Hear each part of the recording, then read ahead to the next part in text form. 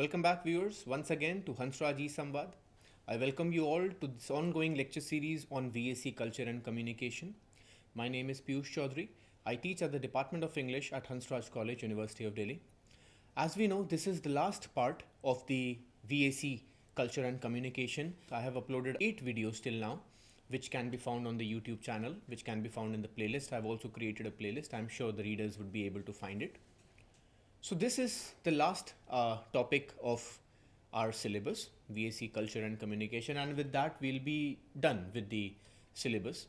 So the last topic is, and the topic that I'm going to begin today is A.K. Ramanujan's A Flowering Tree. It's a Kannada folk tale which has its origins in the folk culture of Karnataka. This is a folk tale which has been reconstructed, which has been, in a way, it has been reconstructed by A.K. Ramanujan. We all know A.K. Ramanujan, the prominent poet. He was also one of the, and he can be easily considered, and he was one of the greatest poets of the 20th century. And A.K. Ramanujan writes an essay on A Flowering Tree, which is a Kannada folk tale. So in our syllabus, you'll be reading it from the PDF, and I'll be reading it from my own book.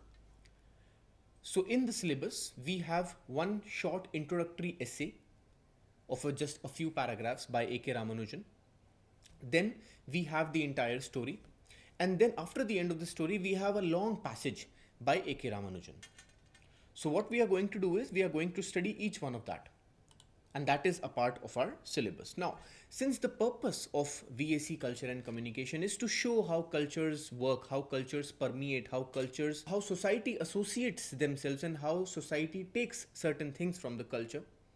Therefore, the idea behind A.K. Ramanujan's A Flowering Tree is to tell you how women have been relegated to the margins and how their expressions have been ignored.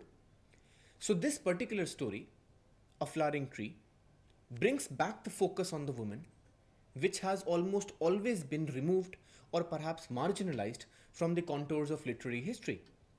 Right? So this essay by A.K. Ramanujan, as I've mentioned, is based on a very popular Kannada folk tale. Right? So what I'll be doing is I'll be first reading the introductory part of the essay. Then we'll be going on to the story A Flowering Tree, which is a very exciting story about how a woman converts herself into a tree, into a flowering tree. Thereby also, but what I'll be doing is I'll also be talking about certain symbols that this particular story conveys, that this particular story holds, right? So this entire story is replete with several symbols. For example, the act of flowering itself is a symbol. We'll talk about that as the lecture progresses, how the act of flowering is related to the act of menstruation, how this entire story can be read as part of eco-critical literature, right? So there are different layers of this story. It's a multi-layered story, and it has been taught in Delhi University for several years. It's been I think it has been more than a decade or so that this story is a part of the syllabus, and rightfully so. Right? Then we'll also be talking about women's agency, how a woman's agency is marked by her productivity and her usefulness. These are some symbols that we are going to talk about, that we are going to talk on, that we are going to discuss on in this particular lecture. So I'll be making this lecture in 2 parts.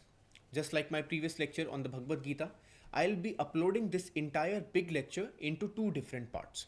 So this is the part 1 of this particular lecture.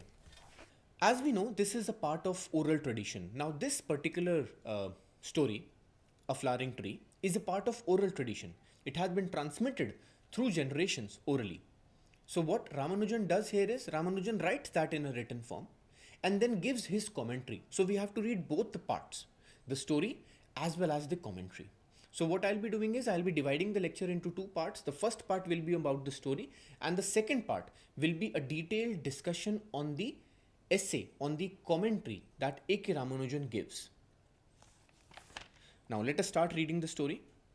As you can see, and I'm going to begin from the text. Where men are protagonists, especially in tales of quest, women are secondary. They are usually part of the prize, along with half a kingdom. So the reference to how since antiquity women were prized as possessions, not as perhaps not as human beings, but rather as prized possessions, rather as a commodity, rather as an object. Right? So that is exactly what A.K. Ramanujan says when he says, where men are protagonists, especially in tales of conquest, women are secondary. They are usually part of the prize along with half a kingdom. You talk about the Iliad, you talk about Ramayana, you talk about Mahabharata, you talk about all the ancient epics of the world, and it will strike very relevant. These lines will strike very relevant in that case, isn't it? So, Ramanujan is talking about how the idea behind winning the woman relegates the women as mere objects to be won. And similarly, in this story also, the girl, the young girl who is able to convert herself into a tree, also refers to the same object because she becomes an object, right? She becomes an object in herself. She becomes an object to be used, an object which can be used to entertain. She entertains her sister in laws, she entertains her friends, she entertains her family, right? But then there are multiple different levels, different meanings in the story, and we'll uncover them as the lecture progresses. Come down below. In the second paragraph, Ramanujan says, but in women centered tales, the heroine is already married or she's married early in the tale, and then the women's troubles begin. The young woman is often sold or married to a wild, murderous animal bridegroom, and the rest of the story tells you how she made him human, handsome, and gentle. I'd like to talk today of a tale that speaks of a woman's creativity, her agency, and the way it is bound up with her capacity of speech. Right? And then next line he says, here is the story. So from here onwards, from this point onwards, the story actually begins. Now, let us start reading the story, the folk tale, A Flowering Tree, the Kannada folk tale. Before beginning with the story, in just a couple of minutes, I'll try to give you a brief summary of what this story is. So this story is about a young girl who has a magical power to convert herself into a tree, into a flowering tree, into beautiful looking flowers. So what she does is that she does it for her parents, she does it for her family, to feed them. She converts herself into a tree, and then she goes to the market, and then she sells those flowers, the flowers from her body, and then she gets back home, and this is how they are, continuing their life, right? So the girl belongs to a poor family. So one day a rich prince, the king, the prince of the area, of the kingdom, he finds this story, he finds it very intriguing, and he wishes to marry that girl. So the girl is finally married off to the rich prince, to the king, to the future king, and then later on her sister-in-law, his sister-in-law, and other girls in the court, they trouble her, they ask her to convert herself into a tree. She unwillingly does so, and then they mistreat her, they mishandle her, they manhandle her, and then eventually she is not able to convert herself back into a woman. And then she leaves the place, she leaves the palace. The prince gets to know that, he gets very upset, he gets depressed, he also leaves his home, and then finally, in a good turn of events, in a surprising turn of events, the two together come together, and it is only the husband, the prince of the area, who is able to convert herself back into a woman. Otherwise she became half woman and half tree, and that is where the story ends. So this simplistic story, this simplistic fantastical story, because it can be considered as part of fantasy fiction. So this simplistic story uncovers a whole lot of metaphors about a woman's agency on her own body, about her sexuality, about how a woman is comfortable sharing her sexuality only in front of the people that she actually wishes to. It also talks about menstruation. It also talks about how the act of flowering a tree, how the act of flowering in a tree actually refers to menstruation. So it's a part of ecological literature, it's a part of oral literature, it's a part of tribal literature, it's a part of feminist literature as well. Right? So these are the various symbols that are there in this particular short story. So this was just I've briefly tried to just give you a brief summary of the story, and let us now begin with the story now. So as I mentioned, there are loads of symbolical meanings in the story, and each symbol signifies something important. And therefore, towards the end of the story, that big longish A.K. Ramanujan's essay, his essay will uncover those symbols, right? So it's a very interesting part. These two-part lecture series will be very interesting for the students. So let's begin with the story. In a certain town, the king had two daughters and a son. The older daughter was married. In the same town, there lived an old woman with her two daughters. Since she did menial jobs to feed and clothe and bring up her children, when the girls reached puberty, the younger sister said one day, "Sister, I've been thinking of something. It's hard on mother to work all for our sakes. I want to help her. I will turn into a flowering tree. You can take the flowers and sell them for good money." Few lines below. Right in front of their house stood a tall tree. And look at what the girl says. She says that I'll sit under this tree and meditate. Then you pour the water from this pitcher all over my body and I'll turn into a flowering tree. Then you pluck as many flowers, but do it without breaking a sprout or tearing a leaf. And when you are done, pour the water down from the other pitcher over me and I'll become a person again. So this is the backdrop. This is the main plot. This is the main action. This is the main plot of the story. That this is how the girl converts herself into a tree. But then there is a disclaimer. If you read again, it says, but do it without breaking a sprout or tearing a leaf. Right? So later on in the story, when the other girls of the kingdom, they manhandle her, they tear the sprouts, they break sprouts, they tear the leaves, and therefore the woman is not able to convert herself back into a woman that she actually is. Right? Few lines below, you can see. And the tree became a human being again, and the youngest sister stood in its place. They both gathered the flowers in baskets and brought them home. The flowers had a wonderful fragrance. They wove them into garlands. And this is how they used to spend their lives in poverty. Right?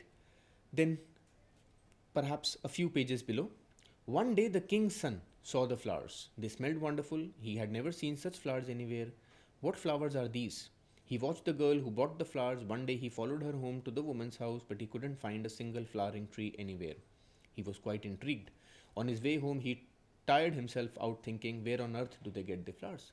So the prince gets to know that these are the beautiful flowers, and he really wants to, get back to the flowers. I mean, he wants to have those flowers with him.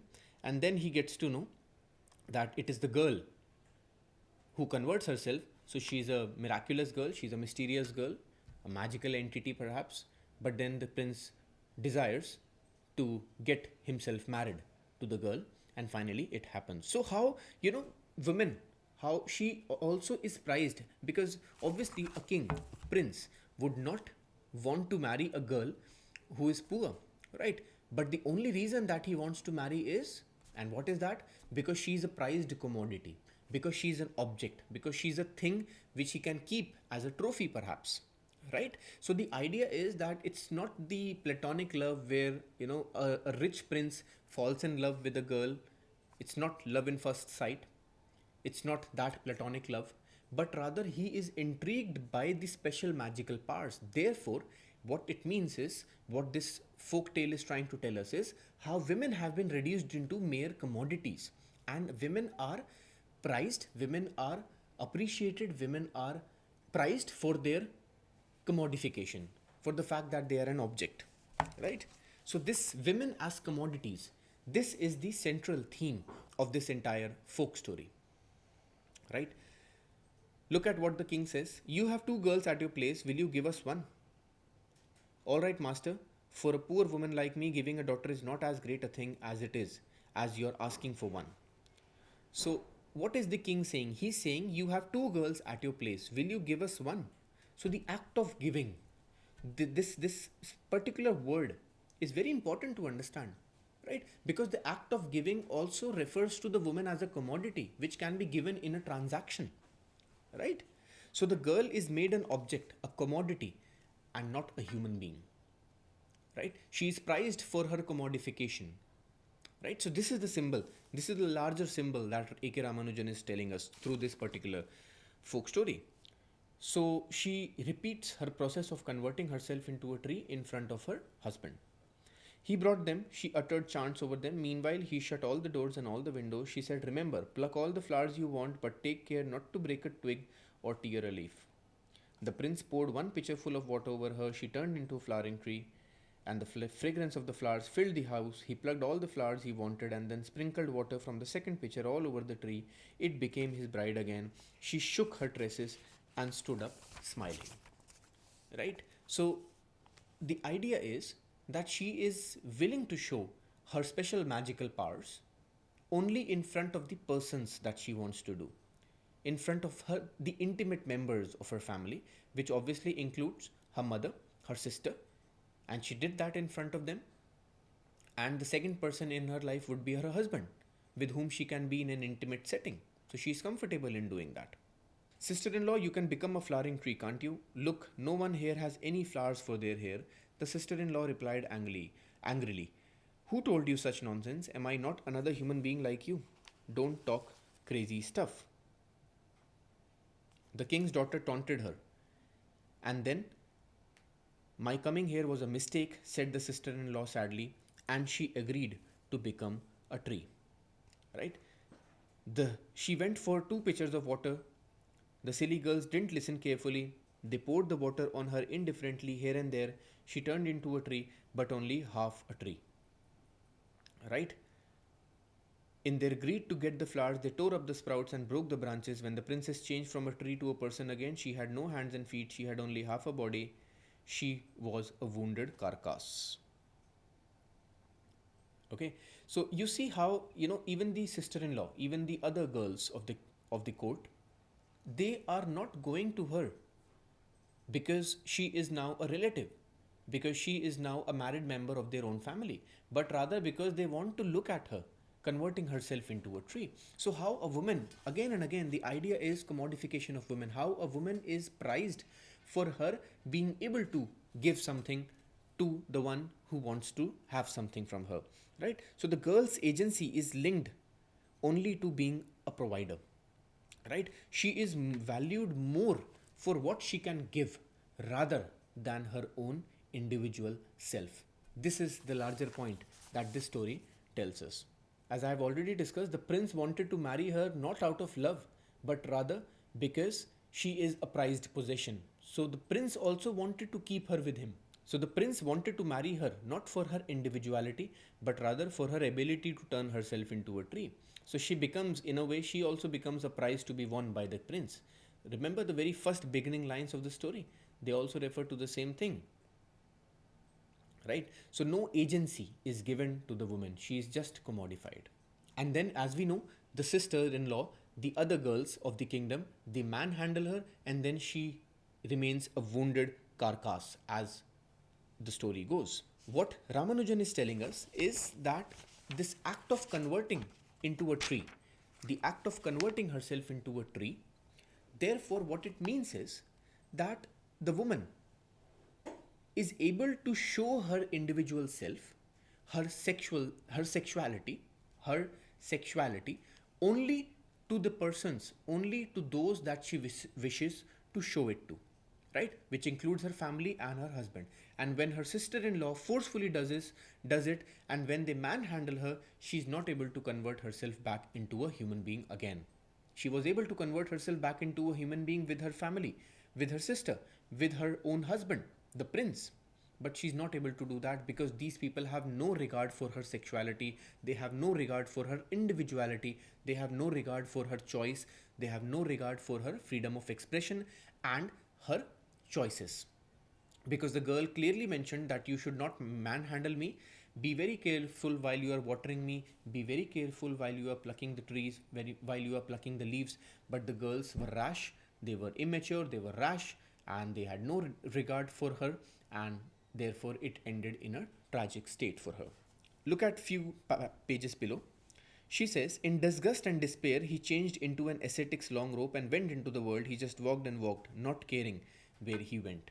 So we get to know that the prince is now completely depressed because the girl has also left, and he is not able to find her. He has left. He is in a very bad state of mind because of whatever happened to her wife, to his wife.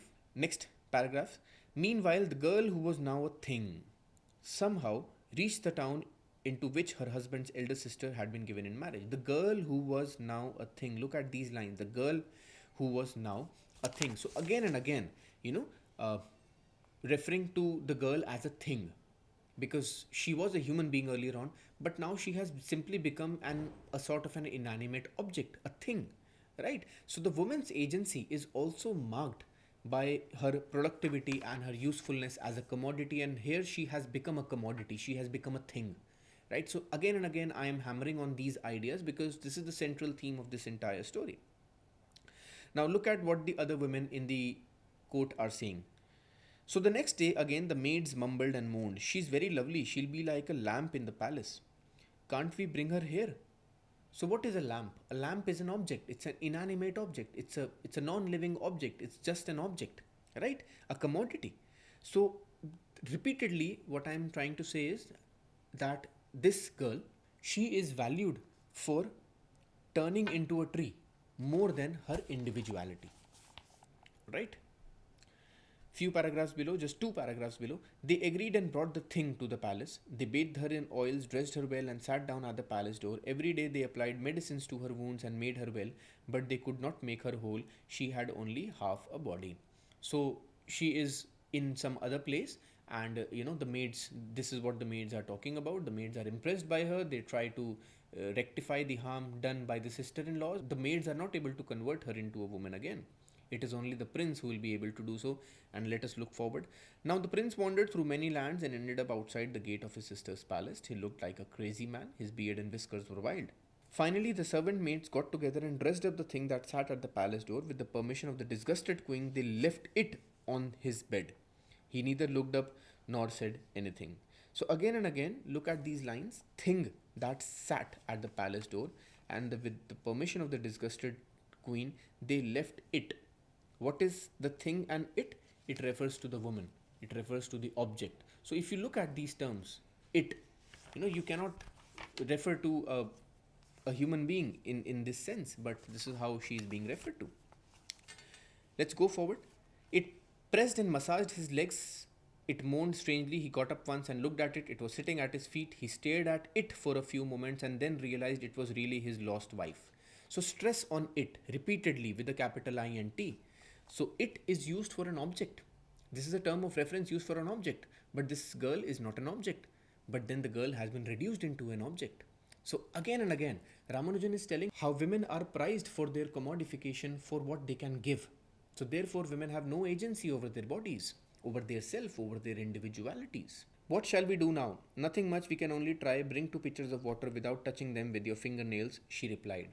So it is now only and only her husband, her own husband, with whom she can share her sexuality, with whom she can share her intimate secrets, with whom she can share her intimate moments. It is only this man who will be able to convert herself, who will be able to convert her back into a woman.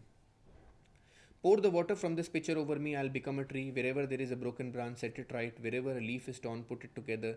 Then pour the water of the second pitcher. Then she sat down and meditated. He poured the water on her. From the first pitcher, she became a tree, but the branches had been broken. Now she became a whole human being again. She stood up, shaking the water off her hair, and fell at her husband's feet. Next paragraph. The king was overjoyed at the return of his long lost son and daughter in law. He met them at the city gates, took them home on an elephant howdah in a grand ceremonial procession through the city streets, and in the palace they told the king and the queen everything that had happened. Then the king had 7 barrels of burning lime poured into a great pit and threw his youngest daughter into it. All the people who saw it said to themselves, after all, every wrong has its punishment. So here I come to the end of this first part lecture, right? So finally, it is only and only the husband who is able to convert herself back into a woman, and therefore it refers to the fact that for a woman would like to share her sexuality only and only with the intimate people that she would want to be with, and not someone who is manhandling her, right? So the sister-in-laws, they manhandle her. They forced her to convert herself into a tree, which led to the tragedy, which led to the grave tragedy, and that is how, the story ends. So as I've mentioned, a woman's agency is marked by her productivity and her usefulness as a commodity, right? So the girl becomes a commodity to be used as an entertainment by everyone, and this is where the problem lies, right? So this is the very first part of the lecture. So what I'll be doing is I'll be ending the lecture. I'll be reading. Now after this particular story, there is a big essay by A.K. Ramanujan, his commentary that he has given. So we'll be reading that in the subsequent part of the lecture. I hope the readers got to know the various symbols, the various symbolical depth that this particular story has, and I hope the readers were able to appreciate the various symbols and the contemporary relevance of this particular short story. I'll see you in the next part, in part 2, where I'll be touching on A.K. Ramanujan's commentary on a flowering tree. Till then, keep watching and keep learning. Keep watching Hansraj e-Samvaad. I'll see you very soon. Thank you. Goodbye for now.